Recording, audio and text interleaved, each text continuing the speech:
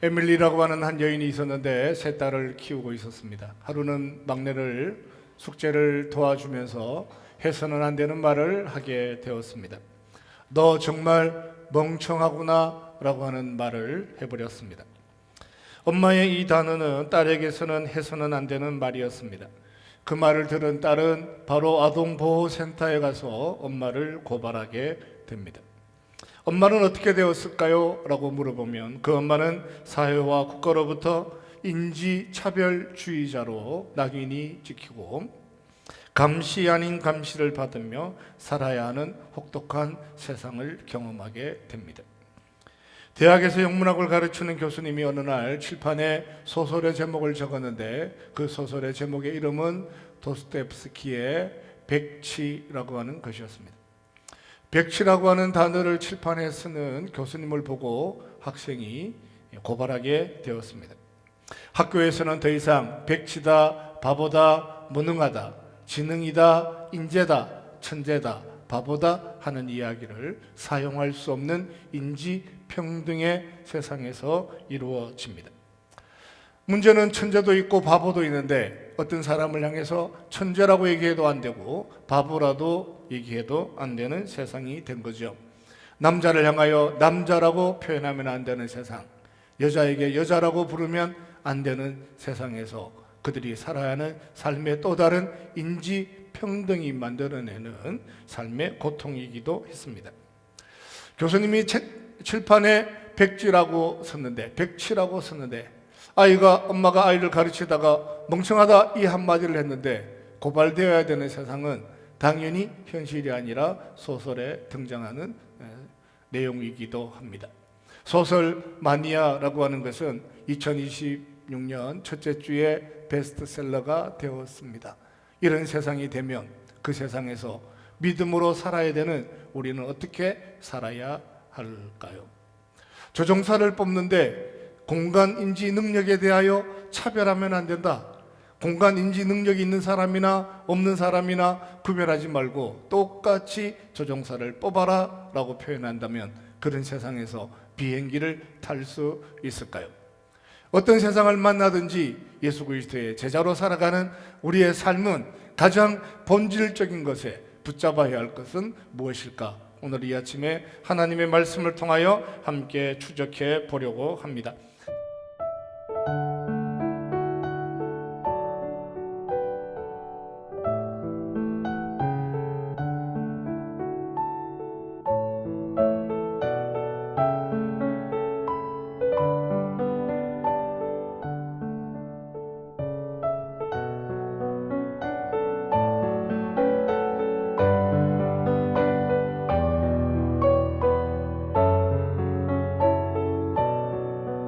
만군의 여호와 이스라엘의 하나님께서 예루살렘에서 바벨론으로 사로잡혀 가게 한 모든 포로에게 이와 같이 말씀하시니라. 이스라엘 백성들이 바벨론의 포로로 끌려간다라고 하는 것은 인지 공평등의 세상을 살아가는 사람과 같은 삶의 어려움이기도 했습니다. 치명적인 고통이 눈앞에 기다리고 있는 것처럼 느껴지기도 합니다. 있어서는 안 되는 일 같은데 그 일은 현실이 되었습니다. 그것만은 피하고 싶었는데, 바벨론의 포로로 끌려가는 일만은 피하고 싶었는데 바벨론으로 가야 하는 일들이 눈앞에 생기게 되었습니다. 하나님은 자기 백성들을 부르시고 선지자를 통하여 모든 포로들에게, 바로 바벨론으로 사로잡혀 가게 한 모든 포로에게 이와 같이 말씀하라 말씀하셨습니다. 하나님의 선민이 바벨론의 포로로 끌려간다는 것은 가장 수치스러운 일 중에 하나이기도 합니다. 차라리 이런 세상을 오랫동안 사느니 나는 세상을 등지고 싶다 하는 것도 그들의 선택이 될 수 있겠지만 하나님은 바벨론의 포로로 가라 말씀하셨습니다. 그것만은 하고 싶지 않았는데 그런 세상이 되어버렸습니다. 내가 바벨론의 포로로 끌려가는 것이 아니라, 내가 바벨론을 만든 것이 아니라 바벨론의 포로로 끌려가야 하는 세상을 만나게 되었습니다. 성전은 불타고 가족은 뿔뿔이 흩어지고 가장 유능하고 똑똑한 아이들은 바벨론의 볼모로 끌려가야 하는 세상을 만났는데 거기에 다니엘도 있고 그의 세 친구도 있었습니다. 이런 세상을 어떻게 살아야 하는가라고 하는 것이 그 시대를 살아가는 모든 믿음의 사람들의 고민이기도 했습니다. 하나님의 은혜가 놀라운 것은 언제나 자기 백성들이 살아가는 세대 속에서 어려움을 만나고 힘든 일들을 만나고 밤잠을 잘 수 없는 고민의 시간을 만날 때마다 찾아오셔서 말씀하시는 하나님이셨죠. 바벨론의 포로로 끌려가는 자기 백성들에게 하나님께서 에레미야를 보내시고 너는 그들에게 이렇게 말하라, 거기 살아가는 모든 사람들에게 이렇게 말하라 말씀하셨습니다. 우리가 하나님의 은혜를 붙잡고 살아가는 것은 우리가 어떤 삶의 고민 가운데 있더라도 하나님 우리를 찾아오시는 하나님이시다라고 하는 사실입니다. 아브라함이 애굽에 내려가서 아내를 누이라고 속이고 잠 못 드는 밤을 지새고 있을 때 하나님은 그에게 찾아오시는 하나님이셨습니다. 야곱은 원치 않는 것을 붙잡았는데 그것으로 인하여 돌베개를 베고 도망가야 하는 삶의 자리에 있을 때 하나님은 그에게 찾아오시는 하나님이셨습니다. 이스라엘 백성들이 홍해 앞에 어쩔 줄 몰라 우왕좌왕하고 쩔쩔매고 있을 때 하나님은 그들에게 찾아오셔서 가만히 있으라 말씀하시고 오늘 구원하시는 하나님을 보라 말씀하셨던 하나님이셨습니다. 나라가 무너지는 삶의 정황 속에 밤마다 눈물 흘려 기도했던 에레미야의 삶 속에 하나님이 찾아오셔서 오늘 이렇게 말씀을 하십니다. 그들에게 이렇게 말씀하셨죠. 그 첫 번째 말씀이 5절에 등장합니다. 5절 너희는 집을 짓고 같이 갑시다. 시작. 너희는 집을 짓고 거기에 살며 텃밭을 만들고 그 열매를 먹으라. 하나님은 자기 백성들에게 찾아오셔서 상상을 뛰어넘는 말씀을 하셨는데 너는 거기서 집을 지어라, 그리고 텃밭을 만들어라, 그리고 거기서 그 열매를 먹어라 이렇게 말씀하셨습니다. 바빌론에 가기 싫습니다. 바빌론 같은 세상 만나기 어렵습니다. 바빌론에 사는 것은 너무 고통스러운 일입니다. 주저하고 쩔쩔매고 힘들어하는 자기 백성들에게 모든 포로에게 말하기를 너는 그곳에 가서 거기 집을 지어라 하는 것이 하나님의 첫 번째 음성이었습니다. 배기와 숙제는 그 땅에서 사는 것이 너무 힘들어서 세상을 등지고 고사리만 먹고 살았는데 오히려 하나님은 너 힘든 세상을 만난다 할지라도, 원치 않는 세상을 만난다 할지라도, 로마의 황제를 만난다 할지라도, 히틀러의 세상을 살게 된다 할지라도 21세기 모든 인공지능이 세상을 통제하는 세상에 살게 된다 할지라도 너 그런 세상 만나면 당황하지 말고 거기서 집을 지어라 하는 것이 자기 백성들에게 말씀하시는 하나님의 은혜였습니다.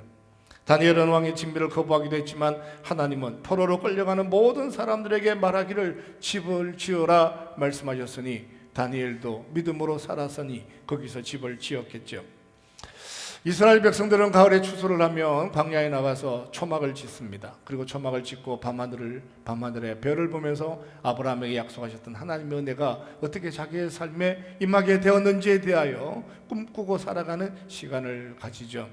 그때 짓는 집을 초막이라고 표현합니다. 텐트라고 얘기하죠. 나무로 짓습니다. 며칠 있으면 돌아가야 하기 때문에 집을 짓는 것이 아니라 초막을 짓죠.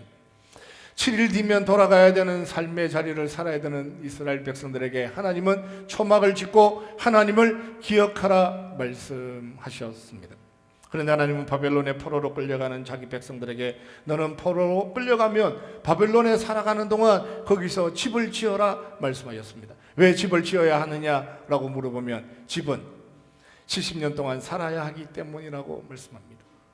이 땅에 태어나서 70년을 살아야 하니, 너 80을 살아야 하니, 90을 살아야 하니 집이라도 지어라 하는 것이 하나님이 자기 백성들에게 말씀하시는 은혜의 출발이기도 합니다. 너 이 땅에 태어났으니 앞으로 100년은 살아야 되니 집이라도 지어라 말씀하셨습니다. 하나님 백성들에게 바빌론에 70년을 있어야 된다라고 말씀하시고 그 70을 살아내기 위해서 너의 집을 짓는 것이 첫 번째 사명이다 이렇게 말씀하시는 거예요.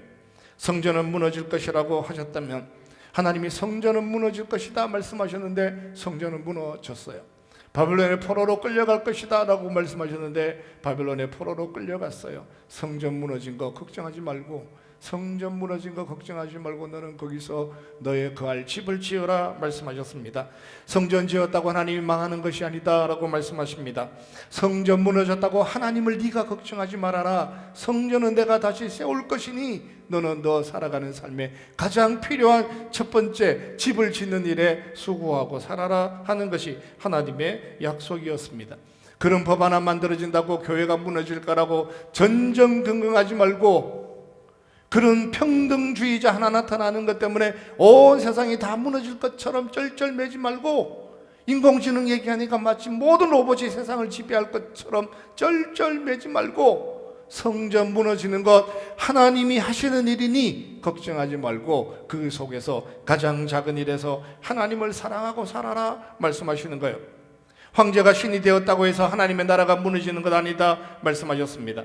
70년 포로로 산다고 말씀이 사라지거나 은혜가 소멸되거나 하나님의 손이 짧아지는 것 아니다 라고 말씀하셨습니다. 하나님이 하시는 모든 일들에 대하여 너는 전적으로 신뢰하고 그 속에서도 여전히 구원을 만드시고 그 속에서도 여전히 은혜 베푸시고 그 속에서 여전히 자기 꿈꾸는 일을 행하고 살아가시는 하나님의 능력에 대하여 신뢰하고 너 오늘이라도 너 집을 짓고 살아라 말씀하셨습니다.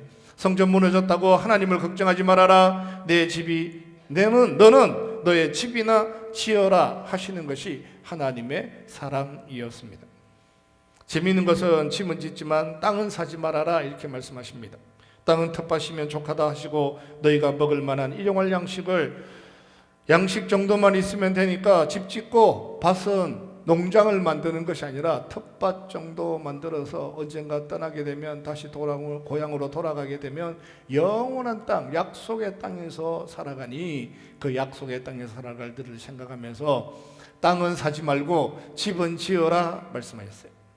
하나님의 말씀을 읽을 때마다 제가 느끼는 것은 정말 하나님 탁월하시고 합리적이시고 이처럼 섬세하게 자기 백성들에게 가르치시고 자세하게 말씀하시는 하나님이 있을까? 하나님 정말 대단하시다. 말씀을 읽을 때마다 하나님 사는 것이 너무 힘들어요. 바벨론에서 어떻게 삽니까? 다니엘 같은 똑똑한 애들을 포로로 보내는 이 무너지는 세상을 어떻게 삽니까?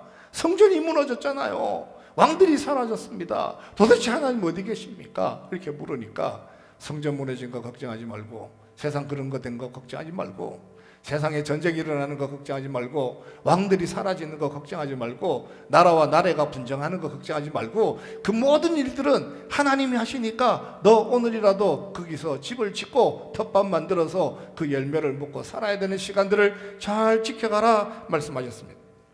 하나님은 너무너무 정확하시고 분명하시고 언제나 합리적이시고 탁월하시죠. 집을 지어라 말씀하신 거예요. 먹고 살아라. 그 열매가 많을는지 적을는지 텃밭에서 얼마나 많은 열매를 맺을 수 있겠습니까? 많은 하나님은 그것이 너에게 은혜가 될 것이다 말씀하십니다. 집을 지어야 하는 이유가 있다면 너 혼자 사는 것이 아니라 아내가 있고 아들이 있고 딸들이 있으니 가족을 지켜라. 가족들과 함께 머물러 있는 그 시간들 속에 네가 이제 40이라면 70년 동안 그 땅을 살아가는데 너는 70이고 80을 살지만 내 자녀들은 그 땅에서 70년을 살아야 하니 너 집이라도 지어서 가족을 지켜라 하는 것이 아버지에게 하시는 하나님의 음성이기도 했습니다. 가정을 위하여 열심히 일을 하고 수고하고 땀을 흘려서 헌신하고 노력해서 집을 지어 만들어가는 것, 집을 지어가는 것은 아버지의 가지는 거룩한 소명이기도 했습니다. 사랑하는 우리 아버지 여러분, 가족을 위해서 하나님이 약속하신 집들을 지어가는 믿음의 사람들이 될 수 있기를 주님의 이름으로 축원합니다. 옆 사람 격려하고 축복합시다. 사랑합니다. 축복합니다. 잘 되십시오. 제가 시골에서 보면 그 시골에 집을 지어도 예쁘게 잘 짓는 할아버지가 있고 집 하나 짓는 것을 힘들어하는 술주정뱅이 할아버지도 있어요. 예수 그리스도의 제자로 부르심을 받아 가장 큰 일이 무엇이냐라고 물으니까 나는 아버지로 가족을 지키는 거다. 아내를 보호하는 거다. 자식들 먹이고 살리는 거다. 모두가 똑같은 것을 가지고 집을 지어요. 뒷산에는 흙을 가지고 나무를 베어서 냇가에 있는 돌들을 주워와서 집을 지어요. 그런데 그 아버지 중에 한 사람은 내가 믿음의 가정을 세우기 위해서 기도하고 축복하고 이 가난한 집에 태어난 우리 7 자녀들 믿음으로 살아가기를 소원하는 마음으로 똑같은 나무로 똑같은 흙으로 초가집을 지었는데 깨끗한 집이 있는가 하면 뒷산에 있는 나무 자른다고 뭐라고 하지 않는 그 세상, 그 흙 퍼서 집 짓는다고 뭐라고 하지 않는 세상, 냇가의 돌들을 자기가 주워와서 집 짓는데 어떤 것도 방해되지 않는 그런 세상을 살면서도 자녀들을 위하여 그 조그마한 집 하나 짓는 것을 평생을 힘들어하고 살아가는 사람들도 있어요. 하나님, 저에게 이 많은 자녀들을 주셨으니 어떻게 할까요? 라고 했을 때 너 조그만 집이라도 깨끗하게 지어서 그 자녀들과 함께 70년 여기 살아가는 것이 하나님 원하시는 것이니 오늘 살아야 될 너 삶의 자리를 지켜라 하시는 것이 하나님의 음성이기도 했는데, 이스라엘 백성들 중에 포로로 끌려간 사람들은 그 집 짓는 일들을 통하여 거룩한 사명을 지켜내는 일에 헌신하고 수고하고 살았습니다. 아버지는 하나님께로부터 부름받은 첫 번째 일, 집 짓는 일에, 그저 집 하나 지어서 가족 지켜내는 일에 수고하고 살았는데, 하나님은 그 아버지를 지켜보는 또 다른 어떤 아들을 통하여 느헤미야를 만들어 가십니다. 느헤미야는 집 짓는 일을 뛰어넘어서 성벽을 재건하는 일에 부르심을 받아 하나님 나라의 귀한 일꾼으로 쓰임을 받죠. 아들에게 너 성벽 재건하는 아들이 되라고 얘기하면 그 아들이 느헤미야가 될 수 있을까요? 사랑하는 우리 아버지 여러분, 가장 작은 일에서 헌신하고 수고하고 오늘 내가 감당하고 살아야 되는 일에 집중할 때마다 하나님께서 우리의 자녀들을 느헤미야로 만들어 가시고 우리의 꿈보다 더 큰 꿈의 은혜로 자리로 만들어 가시는 하나님의 축복을 경험하고 살아가는 믿음의 조상들이 되시기를 주님의 이름으로 축원합니다. 우리가 느헤미야를 만드는 것이 아니라 너 느헤미야가 반드시 돼야 된다고 윽박지르는 것이 아니라 내가 믿음의 본질의 자리, 내가 감당할 만한 삶의 자리를 내가 살아내면 하나님이 느헤미야 만들어 가십니다.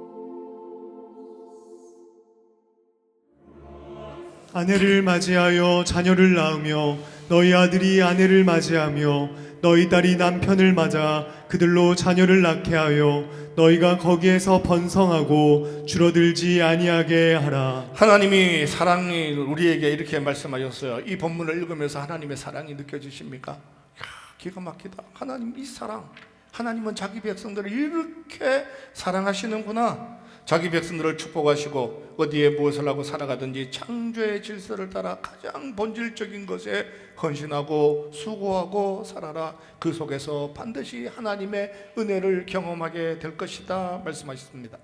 하나님은 바빌론에 살아가는 모든 사람에게 아내를 맞이하라 말씀하시고 그 아내를 통하여 자녀를 낳으라 말씀하시고 자녀를 낳을 뿐만 아니라 그 자녀가 아들이 장가가게 하고 그 딸들이 시집가게 해서 그 땅을 살아가는 동안 줄어들지 않게 하라, 번성하여 줄어들지 않게 하라 하시는 것이 하나님의 소원이었습니다. 하나님의 생각이었습니다. 아내를 맞이하라, 그걸로 끝나지 않고 자녀를 낳으라 말씀하시고 자녀를 낳으라 하는 것으로 끝나지 않고 그 아들도 장가 보내라 말씀하시고 그 딸들도 시집을 보내서 그 땅을 살아가는 동안 번성하되 줄어들지 않도록 하라 하시는 것이 하나님의 생각이었습니다. 인지평등의 세상에서 아이를 키우는 것이 너무 힘드니까 하나님이 이런 세상에서도 아이를 키워야 됩니까? 하는 것이 누군가에게는 의문이 될 수도 있습니다. 이 험악하고 아이 키우기 힘든 사교육비가 너무 많이 들고 아이 하나 키우는 게 너무 인생의 수고에 무거운 짐이 무거운 이런 세상에서도 아이를 키워야 합니까? 부모가 자녀에게 너는 남자다 이렇게 얘기하면 안 되는 세상, 부모가 자녀에게 너는 딸이다 이렇게 얘기하면 안 되는 성인지의 선택을 스스로 해야 되는데 부모가 그걸 가르쳐주면 안 된다는 거예요. 부모가 자녀에게 너는 남자다 이런 얘기하면 안 된다는 거예요. 학교에서 조사를 해서 설문지를 가지고 그 아이를 분석해서 그 아이는 남자면 남자다 이렇게 얘기하고 그 아이가 여자면 여자다 이렇게 얘기하고 그것을 부모에게 통지하지 않겠다 라고 하는 것이 그 아이의 성별의 성 정체성에 대해서 부모가 결정하는 것이 아니라 학교가 결정하고 걔가 남자인지 여자인지 부모에게 통보하지 않겠다라고 하는 것이 미국을 살아가는 오늘의 현실이기도 합니다. 그런 세상 올까요? 그런 세상이 있을까요? 라고 하는 것을 물어보면 어쩌면 모든 사람에게 세상은 믿음으로 살아가기에 어려운 세상이 되기도 합니다. 하나님 이렇게 말씀하시는 거예요. 너는 거기서도 그 땅에서도 그런 세상에서도 번성하여 줄어들지 않도록 하고 하는 것이 하나님의 생각이었습니다. 한번 따라합시다. 줄어들지 않게 하라. 줄어들지 않게 하라. 하나님은 바벨론의 포로로 끌려간 자기 백성들에게 세상을 살아가는 동안 어떤 세상을 만난다 할지라도 줄어들지 않도록 하라라. 이런 세상을 만나는 것은 내가 너희를 저주하는 것도 아니고 하나님이 심판하는 것도 아니니 어떤 세상을 만나든지 너 세상을 살아가는 동안 창조의 질서를 따라 가장 기본적인 일에서 가장 중요한 일에서 가장 핵심적 가치를 지켜내는 일에 네가 집중하고 살아가면 하나님이 모든 일들을 책임질 것이다 말씀하시죠. 이스라엘 백성들이 바벨론의 포로로 끌려간 것은 5만 명입니다. 나중에 돌아오는 것을 보면 거의 5만 명이 돌아오게 되죠. 그런데 알고 보니까 더 놀라운 것은 하나님은 그 5만 명뿐만 아니라 번성하라 말씀하셨는데 그들 중에 어떤 사람들은 다시 돌아와서 성전을 재건하고 그들 중에 어떤 사람은 이참에 아예 열방으로 흩어져서 디아스포라가 되고 그 디아스포라를 통하여 회당을 만드시고 그 회당에서 사도 바울이 복음을 전하게 되고 선교사들의 또 다른 바다 건너편에서도 그 오랜 시간 500년 600년 동안 여호와를 기다리고 메시아를 기다리는 어떤 사람들을 만들어 가시는 것이 하나님의 거룩한 선택이기도 했습니다. 부모가 아이를 낳고 아들을 장가 보내는 삶을 지키고 딸들이 남편을 맞이하고 살아가는 삶은 가장 단순하고 가장 보편적이고 가장 쉬운 일인 것 같으며 어쩌면 그 정도의 일이 무슨 하나님의 나라를 세우는 일일까라고 생각하고 살았는데 그 속에서 하나님은 에스라를 만들어 가시는 하나님이셨습니다.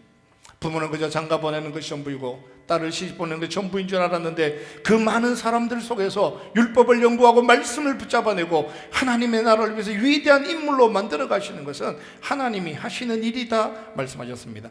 사랑하는 성도 여러분, 가장 작은 창조의 질서를 지켜낼 때마다 그 속에서 여전히 일하시는 하나님의 은혜와 축복을 경험하고 살아가는 믿음의 여정 될 수 있기를 주님의 이름으로 축원합니다. 믿음으로 사는 거죠. 이 아침에 추위에도 불구하고 하나님 나라에 가서 예배하는 삶을 살겠습니다. 오늘같이 추운 날 머리를 감으면 너무 힘들지 않아요? 그럼에도 불구하고 머리 감으셨잖아요. 의문의 일패. 오늘따라 안 감았는데 목사님이 머리를 시비하다니. 그럼에도 불구하고 예배 시간 지켜내기 위해서 이 추위를 마다하고 목사님 별로 한 거 없습니다. 날씨가 춥든지 비가 오든지 눈이 오든지 그냥 주일날 교회 가서 예배 드리는 거 외에 달리 한 게 없습니다. 아이들의 손을 잡고 예배를 지켰습니다. 그래봐야 영어 캠프 한 거고 성경학교 보낸 거고 그래봐야 성경 읽기 한 번 한 거 외에 달리 한 것이 없었습니다. 그 아이에게 무엇인가를 많이 가르친 것도 없고 가장 소중한 일에 예배는 반드시 지켜야 된다라고 하는 것 하나 가르친 것밖에 없는데 그 자녀들 속에서 느헤미야를 만들고 에스더를 만들고 에스라를 만들어 가시는 것은 전능하신 하나님이 하시는 것이니 너 가장 작은 일 그게 소명입니까? 그게 사명입니까? 라고 느껴지는 그 일들 속에서라도 집 짓는 게 뭐가 문제입니까? 성전이 무너졌는데 그렇게 질문하지 말고 성전은 하나님이 회복하시는 것이고 영원히 무너지지 않는 성전을 위하여 그 성전 무너뜨릴 수밖에 없었던 하나님의 능력 앞에 그 문제는 하나님께 맡겨드리고 너 오늘 작은 일에 하나님을 사랑하고 살아라. 그러면 너의 삶에 너희 믿음에 너희 가족의 너희 민족의 후손의 장래를 책임지는 것은 에스라를 만들어 가시는 건 하나님이 만드신다. 에스더는 하나님이 세우신다. 네가 자꾸만 너희 자녀에게 너 반드시 에스더가 되어야 된다라고 얘기하면 그 자녀가 교회에 떠날 수도 있으니 너 그냥 그 아이와 함께 예배하는 일에 하나님 사랑하는 일에 먹이고 입히고 집 지어서 그 아이를 축복하고 살아가는 일에 그 작은 일에 헌신하고 수고하고 살아라 말씀하셨습니다. 작은 일에 헌신하고 수고할 때마다 천을 이루어 가시는 하나님의 능력 경험하고 살아가는 믿음의 인생 될 수 있기를 주님의 이름으로 축원합니다.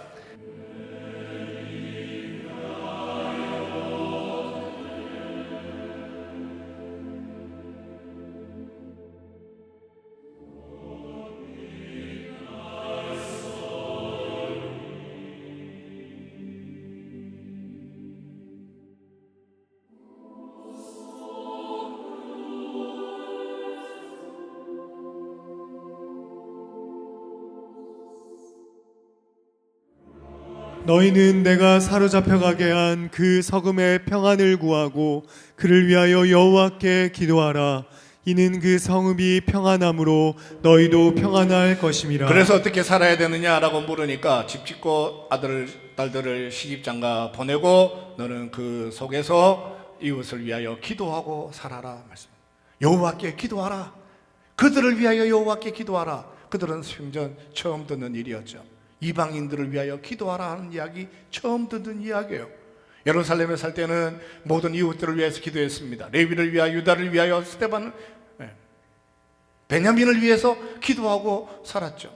스불론을 위해서 기도하고 살았습니다. 그런데 이방 땅에 왔습니다. 앞집 사람이 바벨론의 군인이에요. 앞집 사람이 바벨론의 정치인이에요. 앞집 사람이 바벨론의 함무라비 법전을 가르치는 사람이에요. 그런데 하나님께서 말씀하시기를 너 바벨론에서 살아가는 동안 너 이웃을 위해서 기도하라. 그 성읍의 평안을 위해서 기도하라. 너 앞집 사람의 평안이 너의 평안이 될 것이니 빌어라가 아니라 여호와께 기도하라. 여호와께 그들의 평안을 위해서 간구하고 살아라. 바벨론의 신에게 묻는 것이 아니라 그 바벨론 사람들이니까 바벨론 사람들에게 맡기는 것이 아니라 너 하나님께 기도할 때, 중보기도 카드에 기도할 때 너를 위해서 기도할 뿐만 아니라 너 자신의 이웃을 위해서 기도하라. 회사에 있는 팀장을 위해서 기도해라. 회사에 있는 사장님을 위해서 기도하라.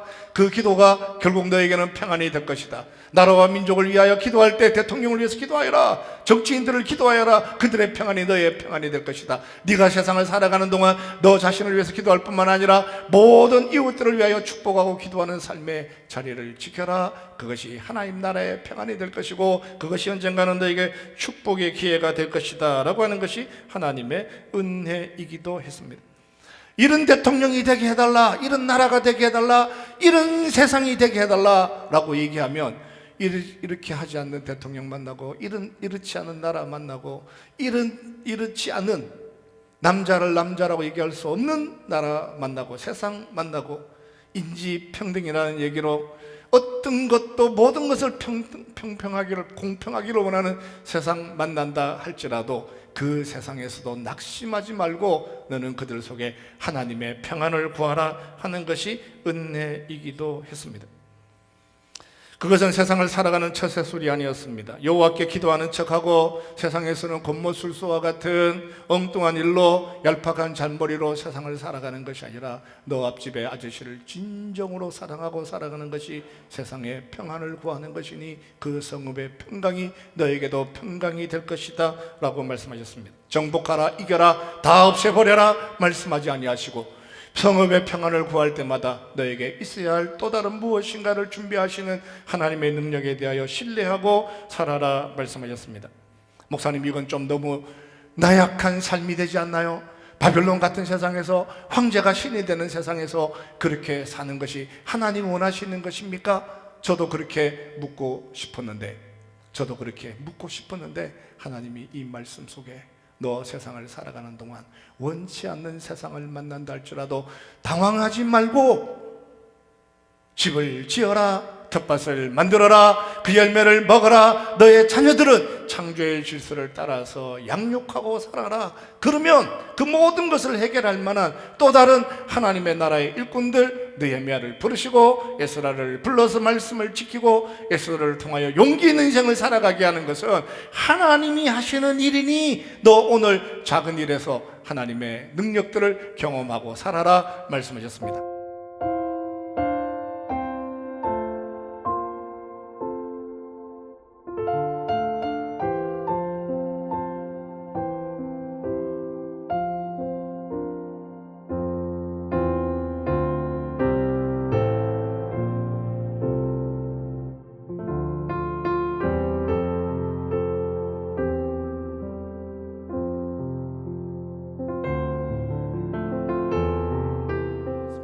2016년 새해를 열어가는 모든 삶의 자리에서 가장 작은 일에 하나님 나라 헌신하고 수고할 때마다 나머지 모든 일들을 복되게 하시는 하나님의 능력 경험하고 살아가는 믿음의 여정 될 수 있기를 주님의 이름으로 축원합니다.